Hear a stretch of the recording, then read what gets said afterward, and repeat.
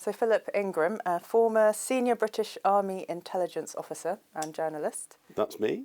The Chinese Communist Party objected to an exchange on social media recently between Taiwan and India. And in the social media interaction, the Indian Prime Minister congratulated Taiwan's president for his election victory and said he looks forward to closer ties with Taiwan. So what's the role of India in the relationship between China and Taiwan? Well, I think there's a long-standing dispute between India and China up on the northern Himalayan border, at which there are virtually daily clashes between the two militaries. Now, these aren't shooting at each other. A lot of it ends up in actual physical fisticuffs and physical fighting along the border region, and that doesn't get widely reported on. About 18 months ago, that fighting took on with wooden clubs with nails in them, so it can be quite brutal with what's going on in there. But that's indicative of the geopolitical relationship between India and China. It's not in a good place. Is there likely to be a military conflict between China and Taiwan?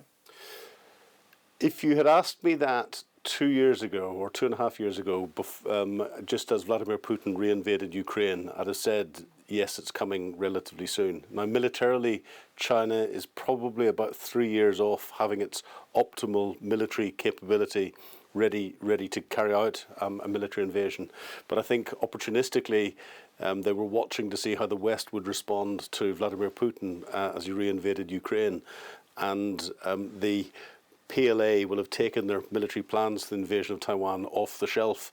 I think with the international community reacting very quickly, economically, putting huge sanctions against Russia and Russian oligarchs and all the rest of it, the one thing that drives China is economics. And Xi Jinping looked at that and went, no, we're not in a position for that at the moment. So the plans were put back on the shelf again.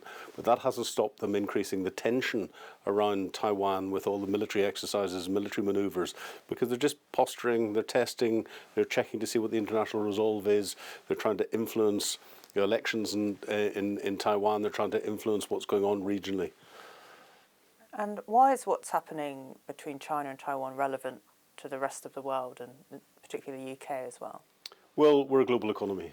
We walk around with electronics. We can't survive without electronics today. Taiwan is the centre of chip manufacturing across the globe, and anything that would happen in there would have a massive economic shock around the whole of Southeast Asia, and that would have an equal tsunami type effect in the global economy. So we're all interlinked. We've got instability in Europe at the moment. We've got brewing instability or growing instability in the Middle East.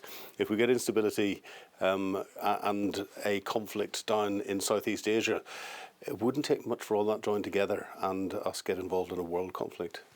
Are we prepared for that? I don't think anyone's prepared for a global conflict. That's the trouble.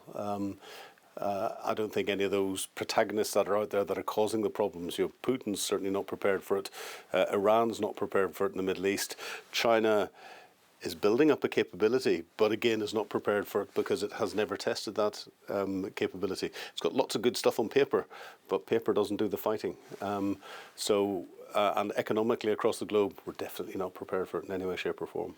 I'm going to have to stop that here. So former senior British Army intelligence officer Philip Ingram, thank you so much for joining us. Thank you.